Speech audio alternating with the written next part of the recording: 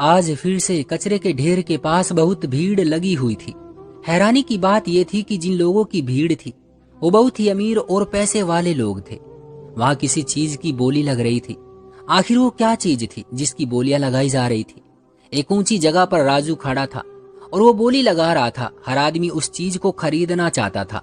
हर आदमी उस चीज के लिए लड़ने मरने के लिए तैयार था। आखिरी बोली लग चुकी थी। ये कोई बड़ा कारोबारी आदमी था। 10,001, 10,002, 10,003 और ये पक्की बोली लग चुकी थी। भीड़ आहिस्ता आहिस्ता खत्म होने लगी। वहां सिर्फ एक राजू और वो आदमी बाकी था जो खरीदार था। राजू के चेहरे पर बड़ी रहस्यमयी मुस्कुराहट थी, जैसे उसने कोई बड़ा कारनामा किया हो, जबकि उसके उलट उस आदमी का चेहरा पसीने से भीगा हुआ था। उसने अपनी सारी जमा पूंजी उस चीज पर लगा दी थी। पैसा देने के बाद वो आदमी राजू से हाथ मिलाता हुआ अपनी गाड़ी में बैठ गया था और वो बार बार उस चीज को देख रहा था कि वो चीज सलामत है, वो मौजूद है, सुरक्षित है। घर गया तो परेशानी में था। उस चीज को छुपाते हुए वो अपने कमरे की तरफ लेकर जा रहा था कि पीछे से उसकी पत्नी ने देख लिया। उसने अपने पति को रोकने की कोशिश की और ये जानने की कोशिश की कि आखिर क्या मामला है, ये इतना अजीब व्यवहार क्यों अपनाए हुए हैं और साथ ही ये क्या छुपा रहे हैं। उसने अपने पति का हाथ पकड़ लिया और उसका हाथ खींचा तो वो चीज नीचे गिर गई और ये देखकर उस मर्द को अपना सर चकराता हुआ महसूस हुआ। लेकिन अभी तो कहानी की शुरुआत हुई है। मैं जितना कमा रहा था उसमें से मैं अपना घर बना सकता था, लेकिन मैंने ऐसा नहीं किया। अब मैं बेचैन रहने लगा था कि मैं कौन हूं और मेरे साथ ये इतने अजीब मामले क्यों हो रहे हैं। इसी सब में मैंने उस आदमी की बात को दिमाग में बैठा लिया कि मैं अब खुद को तलाश करूंगा। इस सब के लिए मुझे वहां जाना पड़ेगा जहां मैं पाया गया था। मुझे उस बुढ़िया से कोई लगाव नहीं था, लेकिन मुझे ऐसा करना पड़ा। मैं उस जगह वापस गया तो मैंने उस बुढ़िया को जिंदा पाया। घर जाकर मैं उससे मिला तो मुझे उसका आखिरी वक्त करीब महसूस हुआ। वो बहुत बुरे हालात में थी। मुझे अपने बेहिस होने पर अफसोस हुआ। मैं उसके लिए दवाई लाया, उसका घर साफ किया और उसके लिए खाना बनाया। वो मुझसे नाराज नहीं थी, बल्कि मेरे आने पर खुश थी। मैं उसके पास बैठ गया और उसका सर दबाने लगा तो उसने पूछा कि क्यों आए हो। मैंने बताया कि खुद को तलाश करने आया हूँ। मुझे बताइए मैं कौन हूँ? आपने मुझे क्यों पाला? आप जानती है ना मैं कौन हूँ। 7 साल तक पाला आपने मुझे, वो भी बिना मतलब के। मैं यहाँ से भाग गया, लेकिन आप फिर भी मुझसे नाराज नहीं हुई। कोई अपने सगों के साथ भी इतना नहीं करता जितना आपने मेरे लिए किया, और बदले में कुछ नहीं मांगा। तो वो हंसने लगी और कहने लगी, तुम्हें किसने कहा कि मैंने कुछ नहीं मांगा? मैंने भी सब की तरह खुद को चुना और इसी चुनाव ने मुझे तुम्हें पालने पर मजबूर किया। तुम्हें मैंने अपने लिए पाला था। मेरा आखिरी वक्त बहुत करीब है और देखो, जिस मकसद के लिए मैंने तुम्हें पाला संभाला, आज वो मकसद भी पूरा हो ही जाएगा। तुम खुद को तलाश करने आए हो, इसलिए तुम्हें ये जानना होगा कि मैं कौन हूँ। तैयार हो जानने के लिए? हो सकता है हकीकत जानकर तुम्हारी आत्मा मेरी आत्मा से पहले ही तुम्हारा शरीर छोड़ जाए। मैंने कहा कि नहीं, मैं जानना चाहता हूँ, ये मेरा मकसद है। तो वो कहने लगी, ये घर देख लो, इसकी वीरानी देख लो, ये तुम्हारा नसीब है। तुम्हारी कहानी यहाँ से ही शुरू हुई थी और यहीं खत्म होगी। वो आहिस्ता आहिस्ता हकीकत खोल रही थी और मैं हर वाक्य के बाद अपने जिस्म को बेजान महसूस कर रहा था। मेरे सर पर आसमान गिर रहा था और मुझे सब कुछ घूमता दिखाई दे रहा था। वो अपनी बात कहने के बाद, मुझे मेरी पहचान देने के बाद इस दुनिया से संबंध तोड़ चुकी थी, जबकि मैं हैरानी में था कि ये कौन से राज मेरे सामने खुले थे। ये क्या हो गया था? मेरा नाम राजू है। मुझे मेरा बचपन भी याद नहीं है, लेकिन जहां मैं पला बढ़ा वहां के लोग कहते हैं कि मैं कचरे के ढेर में पाया गया था। एक विधवा और पागल औरत मुझे उठाकर अपने साथ ले गई थी। कहने वाले कहते हैं कि मैं एक रात कचरे के ढेर में रोता हुआ पाया गया तो मेरे आसपास बहुत लोग इकट्ठे हो गए। सबने देखा कि एक काले रंग का बच्चा है जो रो रहा है और उसको पैदा हुए भी अभी कुछ ही घंटे हुए होंगे। कोई आगे नहीं बढ़ा मुझे उठाने के लिए, मेरी जिम्मेदारी लेने के लिए। बस मेरे माँ बाबा के बारे में बातें बना रहे थे कि न जाने क्या मजबूरी रही होगी कि मुझे ऐसे छोड़कर चले गए। पता नहीं मैं जायज औलाद हूं भी कि नहीं। गरीबों की बस्ती थी, कोई परेशानी में नहीं फंसना चाहता था, इसलिए किसी ने पुलिस को कॉल भी नहीं की। इतने में ही एक बुढ़िया, जो कि बहुत ही ज्यादा उम्र वाली थी, बुढ़ापे की वजह से जिसकी कमर तक झुक गई थी, बहुत ही अजीब से चेहरे वाली औरत लोगों की भीड़ में से निकलकर मेरी तरफ बढ़ी और मुझे गोद ले लिया और अपने घर लेकर चली गई। कोई मना नहीं कर सका, उसे कोई रोक नहीं सका, क्योंकि सच और हक बोलने के लिए हिम्मत की जरूरत होती है और वो सभी बुजदिल और गरीबी में फंसे हुए लोग थे। इस तरह से तो उनके लिए अच्छा ही था कि उनका सरदर्द कोई और ले गई थी। उसके बाद किसी को कुछ खबर ही नहीं थी कि मैं कैसे पला बढ़ा। वो बुढ़िया मुझे क्या खिलाती थी, कैसे मेरी आवश्यकताएं पूरी करती थी, जबकि वो तो खुद भी कमजोर और लाचार औरत थी। किसी को उसकी खबर नहीं थी। वो खुद अपने अंदर एक राज थी, एक भयानक राज, जिसका पर्दा वक्त आने पर मुझे खोलना था। मैं उस इलाके से भाग गया था। उस वक्त मेरी उम्र 7 साल थी। उसी कचरे की कुंडी को मैंने अपनी जगह बना ली थी। यही मेरा घर बन गया था। मुझे यहाँ से ही कुछ न कुछ खाने को मिल जाता था। मुझे कपड़े भी यहीं से मिले थे, जो मैंने अपने बदन को ढकने के लिए पहने हुए थे। ये वो पहली जगह थी उस बुढ़िया के घर के बाद जिसने मुझे पनाह दी। मैंने 7 साल की उम्र से कारोबार शुरू किया। ये मेरा पहला कारोबार था कि मैंने एक कबाड़ी वाले के साथ हाथ मिलाया और फिर उसे प्लास्टिक की बोतलें इकट्ठी करके देता। किस्मत की बात यह थी कि मुझे बहुत बचत होती थी। मैं पेट भरकर 3 वक्त का खाना खाता था। मुझे पढ़ाई लिखाई में दिलचस्पी नहीं थी, लेकिन बुढ़िया ने मेरी परवरिश बहुत कमाल की थी। उस बुढ़िया ने मुझे 3 साल तक खुद पढ़ाया था, साथ ही मुझे खाना बनाना और दूसरे घरेलू काम भी सिखाए थे। मुझे मेरी उम्र से बड़ा और होशियार बनाया था। मुझे ऐसा महसूस होता था जैसे वो मुझे किसी खास मकसद के लिए तैयार कर रही थी। मैं यूं ही सड़कों पर मारा मारा फिरता था। मैं बहुत काला था।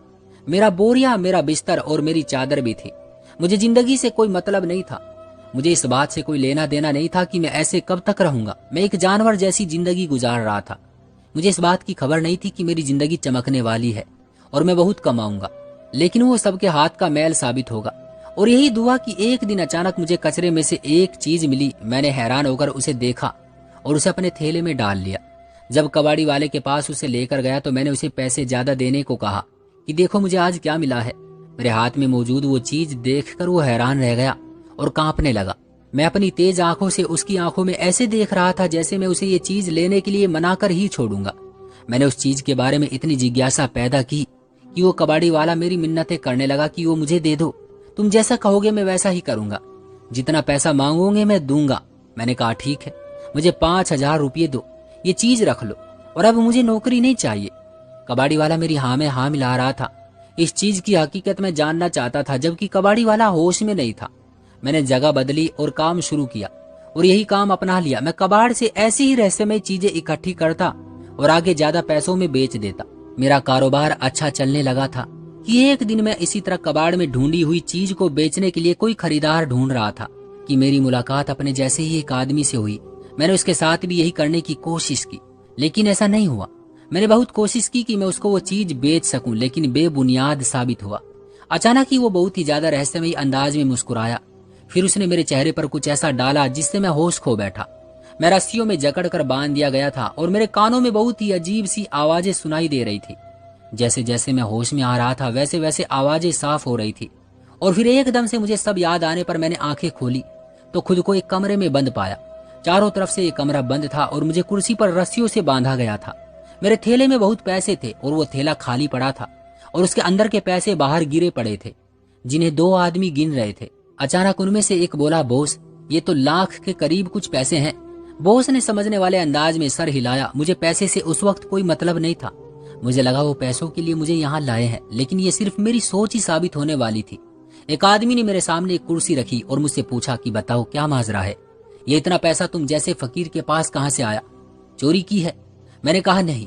उसने फिर से पूछा तो फिर ये कहाँ से आया? मैंने उन्हें सारी कहानी बताई। वो कहने लगे, बेवकूफ समझा है क्या? मैंने कहा आप यकीन नहीं करते, लेकिन मैं ये आपके साथ भी कर सकता हूँ। आपसे भी हजारों रुपये कमा सकता हूँ। मैंने बस उसकी आंखों में देखा और फिर अपने दिमाग में सोचा कि मुझे छोड़ दो। मेरा ये कहना था कि वो आदमी मेरी रस्सियां खोलने लगा। उसे पीछे मौजूद 2 आदमी ने पकड़ा और उसके बाद उनका बॉस खुद आकर मेरे सामने बैठा और मुझसे पूछा, कौन हो तुम? मैंने उसे अपने बारे में बता दिया तो वो कहने लगा, क्या तुमने कभी अपने बारे में जानने की कोशिश नहीं की? मैंने कहा, क्या जानूं, पता नहीं वो औरत जिंदा भी होगी या नहीं। वो कहने लगा, ये पैसा जो तुम्हारा है ये मैं रख रहा हूँ, तुम तो ये फिर से कमा सकते हो और जाओ खुद को तलाश करो। और फिर उसने मुझे छोड़ दिया। मेरे लिए हैरानी की बात थी कि ऐसा कैसे हुआ, लेकिन अभी तो कहानी की शुरुआत थी। अब मैं बेचैन रहने लगा था कि मैं कौन हूँ और मेरे साथ ये इतने अजीब मामले क्यों हो रहे हैं। इसी सब में मैंने उस आदमी की बात को दिमाग में बैठा लिया कि मैं अब खुद को तलाश करूंगा। इस सब के लिए मुझे वहां जाना पड़ेगा जहां मैं पाया गया था। मुझे उस बुढ़िया से कोई लगाव नहीं था, लेकिन मुझे ऐसा करना पड़ा। मैं उस जगह वापस गया तो मैंने उस बुढ़िया को जिंदा पाया। घर जाकर मैं उससे मिला तो मुझे उसका आखिरी वक्त करीब महसूस हुआ। वो बहुत बुरे हालात में थी। मुझे अपने बेहिस होने पर अफसोस हुआ। मैं उसके लिए दवाई लाया, उसका घर साफ किया और उसके लिए खाना बनाया। वो मुझसे नाराज नहीं थी, बल्कि मेरे आने पर खुश थी। मैं उसके पास बैठ गया और उसका सर दबाने लगा। तो उसने पूछा कि क्यों आए हो। मैंने बताया कि खुद को तलाश करने आया हूँ। मुझे बताइए मैं कौन हूँ, आपने मुझे क्यों पाला, आप जानती हैं ना मैं कौन हूँ। 7 साल तक पाला आपने मुझे, वो भी बिना मतलब के। मैं यहाँ से भाग गया लेकिन आप फिर भी मुझसे नाराज नहीं हुई। कोई अपने सगों के साथ भी इतना नहीं करता जितना आपने मेरे लिए किया, और बदले में कुछ नहीं मांगा। तो वो हंसने लगी और कहने लगी, तुम्हें किसने कहा कि मैंने कुछ नहीं मांगा। मैंने भी सब की तरह खुद को चुना और इसी चुनाव ने मुझे तुम्हें पालने पर मजबूर किया। तुम्हें मैंने अपने लिए पाला था, मेरा आखिरी वक्त बहुत करीब है। और देखो जिस मकसद के लिए मैंने तुम्हें पाला संभाला, आज वो मकसद भी पूरा हो गया। तुम खुद को तलाश करने आए हो, इसलिए तुम्हें ये जानना होगा कि मैं कौन हूँ। तैयार हो जानने के लिए? हो सकता है हकीकत जानकर तुम्हारी आत्मा मेरी आत्मा से पहले ही तुम्हारा शरीर छोड़ जाए। मैंने कहा कि नहीं, मैं जानना चाहता हूँ, ये मेरा मकसद है। तो वो कहने लगी, ये घर देख लो, इसकी वीरानी देख लो, ये तुम्हारा नसीब है। तुम्हारी कहानी यहीं से ही शुरू हुई थी और यहीं खत्म होगी। वो आहिस्ता आहिस्ता हकीकत खोल रही थी और मैं हर वाक्य के बाद अपने जिस्म को बेजान महसूस कर रहा था। मेरे सर पर आसमान गिर रहा था और मुझे सब कुछ घूमता दिखाई दे रहा था। वो अपनी बात कहने के बाद, मुझे मेरी पहचान देने के बाद इस दुनिया से संबंध तोड़ चुकी थी, जबकि मैं हैरानी में था कि ये कौन से राज मेरे सामने खुले थे। ये क्या हो गया था? इस वक्त मुझे वो हक अदा करना था। फिर मैंने मोहल्ले वालों को इकट्ठा किया और सबको बताया कि वो औरत अब नहीं रही। सब मोहल्ले वालों ने अफसोस किया, इतने सालों से वो यहाँ रहती थी और अब वो नहीं रही थी। उसका अंतिम संस्कार कर दिया गया। उसे ज्यादा देर नहीं रखी थी। मैं घर लौटा तो उसके सारे कहे शब्द मेरे सर में हथौड़े की तरह बजने लगे। तुम एक आम बच्चे नहीं हो, ये कहानी आज नहीं शुरू हुई, ये कहानी बरसों से चली आ रही है और तुम इस कहानी का आखिरी किरदार हो। ये बस्ती पहले जादूगरों की बस्ती थी जो हाथ की सफाई दिखाया करते थे, नजरों का धोखा दिया करते थे। मैं उन लोगों में से एक थी। मैं हाथ पढ़ना जानती थी, पैर तक पढ़ लेती थी, चेहरे पढ़ना, ये सब मेरे लिए बाएं हाथ का खेल था। उन दिनों में बहुत खूबसूरत थी। तुम्हारे परदादा मुझ पर आशिक थे और मैं भी उन पर फिदा थी। हमने शादी रचाई, लेकिन पता है क्या, हम जैसे लोगों का भरोसा नहीं होता। वो एक आम सी शक्ल के मालिक थे। हमारी एक औलाद थी और वो तुम्हारे दादा थे। इतने में ही तुम्हारे परदादा को कोई और लड़की पसंद आ गई और वो उसके चक्कर में पड़ गए। फिर मैं तुम्हारे दादा को लेकर यहाँ से दूर चली गई। मैं ये सदमा बर्दाश्त नहीं कर पा रही थी। मैंने वो सब कुछ छोड़ दिया, जैसे कि हाथ पढ़ना वगैरह। फिर मैंने तुम्हारे दादा को कभी प्यार नहीं किया, क्योंकि उसकी सूरत में मुझे अपने पति की बेवफाई याद आती थी। तुम्हारे दादा के पास भी वही सारी खूबियां थी जो तुम्हारे पास है। तुम्हारे दादा ने भी मुझे धोखा दिया और छोड़कर चला गया। कहा था ना, ऐसे कारोबार करने वालों का कोई भरोसा नहीं होता, उनका काम ही धोखा देना है। मैं रो पीट कर वापस यहाँ आ गई और जब यहाँ आई तो मेरा दिल कांप गया और मेरी गम से चीख निकल गई कि यहाँ तो कुछ बाकी न रहा था। पूरी बस्ती जला दी गई थी, कोई जादूगर जिंदा न रहा था। सब कुछ खत्म हो चुका था, सब राख हो गया था। जो लाशें थी वो मैंने ऐसे ही जला दी थी। फिर मैंने रहने के लिए ये घर चुना और आज तक यही हूँ। तुम्हारे दादा की कुछ खबर न थी, न मैंने ली, क्योंकि विधवा होने का गम ही अलग था। मैंने ऊपर वाले से माफी मांगी और फिर इसके बाद मैं कभी भी उस रास्ते पर नहीं गई। मेरी नजर बहुत तेज थी, मैं शक्ल देखकर बाप बेटे का पता लगा सकती थी। ये सब ज्ञान का हिस्सा था, ये मैंने अपने दौर में सीखा था।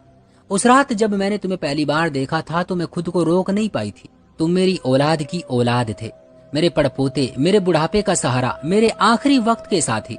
मुझे तन्हाई ने दीमक की तरह चाटा था और तुम इसमें रोशनी का फूल थे। तुम्हें पाकर मैं बहुत खुश थी। 7 साल तुम्हारे साथ रही, देखा जाता तो तुम हूबहू मेरे पति का अक्स थे। तुमने पूरी तरह से उनकी फितरत को अपनाया हुआ था। तुम्हारा तेज दिमाग था, तुमने बहुत जल्द ही बोलना शुरू किया था और तुमने बहुत ही जल्द चलना भी शुरू कर दिया था। मैंने देखा कि तुम आंखें पड़कर नजर बंद कर सकते हो, अपनी मर्जी से सामने वाले के दिमाग को एक पल के लिए काबू कर सकते हो, उससे कुछ भी करवा सकते हो, उसका फैसला बदल सकते हो। तुम भी धोखेबाज निकले, जादूगर निकले। मैंने तुम्हें ये सिखाया था छोटी उम्र में। यही वजह है कि तुम सोचते हो और फिर सामने वालों की आंखों में देखते हो और आंखों से ही लहरें भेजकर तुम उनका इरादा बदलने की क्षमता रखते हो। और यही वजह है कि तुम इतना पैसा कमा रहे हो। तुम एक जायज औलाद हो, मैं तुम्हारा एक बाकी रह जाने वाला रिश्ता हूँ। तुम ये सब छोड़ दो, इसका अंजाम अच्छा नहीं है। अपने बारे में जान लेने के बाद भी मेरा कोई इरादा नहीं था खुद को बदलने का। मैंने खुद को जान लेने के बाद फिर से वही काम शुरू कर दिया था। आज फिर से कचरे के ढेर के पास बहुत भीड़ लगी हुई थी। हैरानी की बात यह थी कि जिन लोगों की भीड़ थी वो बहुत ही अमीर और पैसे वाले लोग थे। वहां किसी चीज की बोली लग रही थी। आखिर वो क्या चीज थी जिसकी बोलियां लगाई जा रही थी? एक ऊंची जगह पर राजू खड़ा था और वो बोली लगा रहा था। हर आदमी उस चीज को खरीदना चाहता था, हर आदमी उस चीज के लिए लड़ने मरने को तैयार था। आखिरी बोली लग चुकी थी। ये कोई बड़ा कारोबारी आदमी था। 10,001, 10,002, 10,003 और ये पक्की बोली लग चुकी थी। भीड़ आहिस्ता आहिस्ता खत्म होने लगी। वहां सिर्फ एक राजू और वो आदमी बाकी था जो खरीदार था। राजू के चेहरे पर बड़ी रहस्यमय मुस्कुराहट थी, जैसे उसने कोई बड़ा कारनामा किया हो, जबकि उसके उलट उस आदमी का चेहरा पसीने से भीगा हुआ था। उसने अपनी सारी जमा पूंजी उस चीज पर लगा दी थी। पैसा देने के बाद वो आदमी राजू से हाथ मिलाता हुआ अपनी गाड़ी में बैठ गया था और वो बार बार उस चीज को देख रहा था कि वो चीज सलामत है, वो मौजूद है, सुरक्षित है। घर गया तो परेशानी में था। उस चीज को छुपाते हुए वो अपने कमरे की तरफ लेकर जा रहा था कि पीछे से उसकी पत्नी ने देख लिया। उसने अपने पति को रोकने की कोशिश की और ये जानने की कोशिश की कि आखिर क्या मामला है, ये इतना अजीब व्यवहार क्यों अपनाए हुए हैं और साथ ही ये क्या छुपा रहे हैं।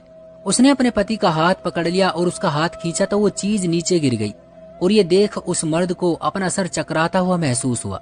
उस चीज की हकीकत असल में कचरे में पड़ी खाली बोतल ही थी, जो कि बदबू से भरी हुई थी, जबकि मैंने अपने दिमाग के जरिए उसकी नजर को बंद कर दिया था। वो वही देख रहा था उस चीज को जो मैं दिखाना चाहता था, और यही चीज मैंने कबाड़ी वाले के साथ की थी। उस खरीदार को मैंने उस कचरे की बजाय एक मूर्ति दिखाई थी, वो भी एक बेहतरीन उस ईश्वर की भक्ति में लीन रहने वाला आदमी था। और मैंने उसके दिमाग को काबू करके उसे ये दिखाया था कि ये मूर्ति ही उसकी हर मुराद को पूरी करेगी, जबकि उस कबाड़ी वाले को मैंने उस कचरे में सोना दिखाया था, जिसे देखकर वो भीख मांगने को भी तैयार हो गया था मुझसे। ये उनके अपने अंदर की कमजोरी थी जिसका फायदा मैंने इस तरह से उठाया था। ये सब मेरे लिए बहुत मजे का था। उस आदमी का दिल का दौरा पड़ा था और वो मर गया था, जबकि मैं हर आदमी का दिमाग ऐसे ही काबू करता था। जिसको जिस चीज की जरूरत होती मैं कचरे के कबाड़ में उसके दिमाग को वही चीज दिखाता, और इस तरह से लोग मुझसे बहुत कुछ लेकर चले जाते थे। उन चीजों में जनाना चीजें ज्यादा होती थी, जैसे किसी औरत के जूते जो कि मैं बहुत ही खूबसूरत बनाकर उनके दिमाग को दिखाता था, कभी किसी औरत का पर्स। ये सब वो अपने घर की औरत को खुश करने के लिए करते थे। वो यही सोचते थे कि कबाड़े से बेहतरीन चीज मिल रही है, जबकि उसकी हकीकत कबाड़ ही होती थी। मैं अपनी मौज में था, बदलने का मेरा कोई इरादा नहीं था। मैं इसी मौज में चल रहा था कि अचानक कुछ लोग आए और मुझे गाड़ी में डालकर ले गए। जब आंख खुली तो खुद को एक अंधेरे कमरे में पाया। मैंने अपने सामने देखा तो एक डॉक्टर बैठा था और साथ वही आदमी भी था जिसने मुझसे कहा था कि खुद को जानो। मैंने उससे पूछा, मुझे यहाँ क्यों लाए हो? तो वो कहने लगा कि तुम्हें मैंने कहा था कि खुद को तलाश करो, ये इसलिए नहीं कहा था कि तुम इस दलदल में फंस जाओ। मैं अब तुमसे तुम्हारी ये आंखें ले लूंगा जिसके जरिए से तुम लोगों को बेवकूफ बनाते हो। तुम्हारी वजह से मैंने अपना भाई खोया है। कुछ दिन पहले जो परेशान था, अपनी मुश्किलात का हल ढूंढ रहा था, और तुमने उसे मूर्ति के नाम पर कचरा बेचा। वो ये सदमा बर्दाश्त नहीं कर पाया। वो हलाल की कमाई पर यकीन रखता था। तुमने उसके जज्बात का मजाक बनाया और वो तुम्हारी वजह से मर गया। मैं तुम्हारी आंखें निकाल लूंगा तो फिर किसी की जान तुम्हारी वजह से नहीं जाएगी। और फिर उसने मुझे बेहोश कर दिया, और जब मैं होश में आया तो मैं किसी अनाथ आश्रम में पड़ा था और मैं आंखों से अंधा हो चुका था। मैंने जब अपना यह हाल देखा तो दुख से रो भी ना सका सही से, क्योंकि आंखों में दर्द उठता था। मेरे चिल्लाने से वहां सभी परेशान होते थे, इसलिए मुझे वहां भी नहीं रखा गया था और निकाल दिया गया था। मैं उसी कचरे के ढेर में पड़ा था और अपनी मौत का इंतजार कर रहा था कि कोई गाड़ी वाला मेरे सामने से गुजरा। मैंने बगैर आंखों के उसे नजरबंद करने की कोशिश की और अपना दिमाग लगाया ताकि उसे रोक सकूं, और यही हुआ। जैसे ही मैंने अपने दिमाग से उसके दिमाग को मैसेज भेजा कि रुको, तुम्हारे मतलब की चीज मेरे पास है, मैंने पूरी ताकत के साथ उस मैसेज को भेजा था अपने दिमाग से, और फौरन ही उसने अपनी गाड़ी मोड़ी और मेरे सामने आकर रुका।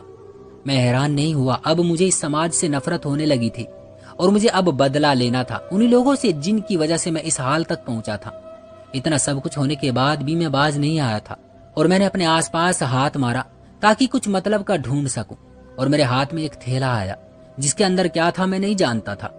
जब तक वो आदमी मेरे पास आया मैं उसका दिमाग पढ़ चुका था। उसे एक ऐसी चीज की जरूरत थी जिससे उसकी किस्मत काम करने लगे। मैंने इसी चाल को चलते हुए उसके दिमाग में फिर से मैसेज भेजा कि ये थैला जो मेरे हाथ में है ये उसकी किस्मत की चाबी है। अगर वो मुझसे ये खरीद लेगा तो उसके घर में दौलत ही दौलत होगी। और फिर उस आदमी ने यही किया। उसने मुझसे उस थैले को मांगा, लेकिन मैंने उसके सामने एक कीमत रखी कि मुझे इतने पैसे दो। जैसे ही मैंने उससे पैसे मांगे तो मेरी आंखें दुखने लगी। इतना दर्द उठा कि मैं चीखने लगा और वो आदमी वो थैला मेरे हाथ से लेकर भाग गया। मैं उसे रोक ना सका। उसके बाद लगातार मेरी आंखों में दर्द हो रहा था। ये उस वजह से हो रहा था क्योंकि मेरी आंखें अभी जख्मी थी और नाजुक भी थी, और जरा सा दिमाग लगाने से ही मेरी आंखों से खून बहने लगा था। फिर मुझे उस बुढ़िया की बात याद आई। उसने मुझसे कहा था कि इस तरह के कामों का अंजाम बुरा ही होता है, और अभी तो मेरी बहुत उम्र बाकी थी। जवानी की उम्र भी अभी मेरी सही से नहीं चढ़ी थी। ऐसी तो मैं जिंदगी नहीं गुजार सकता था। मैंने खुद को एक और मौका देने की सोची, और इस बार मैंने इस काम के अलावा कुछ और करने का सोचा कि शायद सब कुछ बदल जाए। मैं वहां से चल पड़ा एक नई मंजिल की तरफ। मुझे कुछ नहीं पता था। इस बार मैंने उस काम को छोड़ दिया था और इस दुनिया को छोड़ा था जहां मैं पैदा हुआ था, जो मेरी पहचान थी। मैंने किसी रिक्शे वाले से कहा कि वो मुझे किसी अनाथ आश्रम में छोड़ दे। उसने मुझ पर तरस खाते हुए मुझे सवारी दी। बाकी की जिंदगी मैंने वहीं गुजारी, वहीं एक लड़की से शादी भी की, और अब मेरी जिंदगी में सब कुछ ठीक है। दोस्तों, ये थी हमारी आज की कहानी।